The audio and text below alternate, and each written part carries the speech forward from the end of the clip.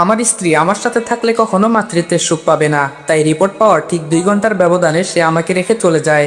সত্যি বলতে এতে আমার বিন্দুমাত্র কষ্ট নেই, কারণ একজন অক্ষম পুরুষকে তার স্ত্রী ফেলে যেতে পারে, আর কেউ যদি সত্যিকার অর্থে তার সঙ্গীর সুখ চায় সে পুরুষ এটা মেনে নিবে। যখন ডাক্তার এই রিপোর্ট দিয়েছেন তারপর থেকে কেউ কারোর সাথে কোনো কথা বলছিলাম না। ঘন্টাখানিক হবে মাহিরা বেডরুমে দরজা লক করে রেখেছিল। আমি সোফায় বসে ভাবছিলাম কি করে মাহিরাকে বলবো আমাকে ছেড়ে যাওয়ার কথা। আমি নিজেই মাহিরাকে বলতে চাচ্ছিলাম তুমি আমাকে ছেড়ে চলে যাও। আমার মনে হচ্ছিল সে নিজে এরকম কিছু করবেই না, তাই আমাকেই তাকে মানাতে হবে। আমার মাহিরা তো পুরো একটা বাচ্চাদের মতো, অল্পতেই কষ্ট পেয়ে বসে। এই জিনিসটা কিভাবে সে নিবে? কিন্তু কিছুক্ষণ পরে দেখি সে বাইরে বেরিয়ে এসেছে, সাথে তার লাগেজ প্যাক করে ফেলেছে এবং আমাকে এসে মাহিরা নিজে বলল, তোমার সঙ্গে থাকা আমার আর সম্ভব নয়, আমি চলে যাচ্ছি। ইরাদ শোনো, শারীরিক সম্পর্ক করে সুখ দিতে পারলে আর গিফট দিয়ে মন ভুলিয়ে রাখতে পারলেই হয় না, বাচ্চাও দিতে পারা লাগে। কিছু থেকে কিছু না, তুমি আমাকে আহ্লাদ দেখাও, এসবে কিছু হয় না ইরাদ। কলিজার ভিতর পুড়ে যাচ্ছিল তার মুখে এরকম কথা শুনে, কিন্তু এটাই তো সত্যি। আমি তো এটাই বলতে চাচ্ছিলাম ওকে, যে চলে যাও, সুখী হও।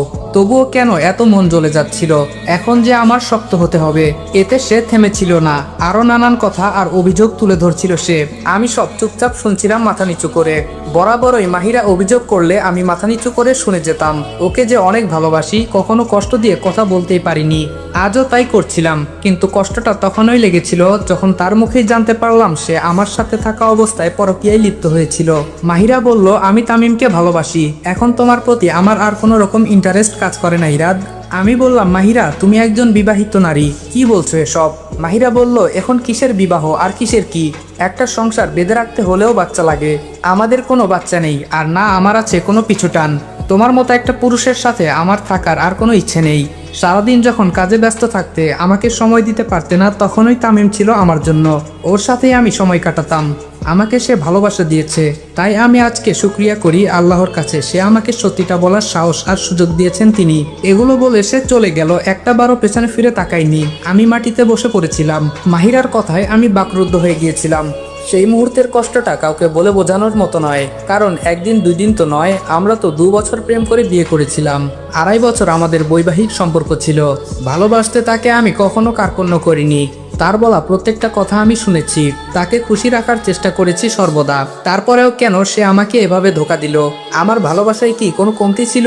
এসব ভাবতে ভাবতে ইচ্ছে করছিল নিজের এই জীবনটা শেষ করে দেই, কিন্তু তখনই আজানের ধ্বনি আমার কানে আসে। হঠাৎ মনে হলো, না, আত্মহত্যা তো মহাপাপ। আত্মহত্যা করলে দুনিয়া আখিরাত কিচ্ছু পাবো না আমি।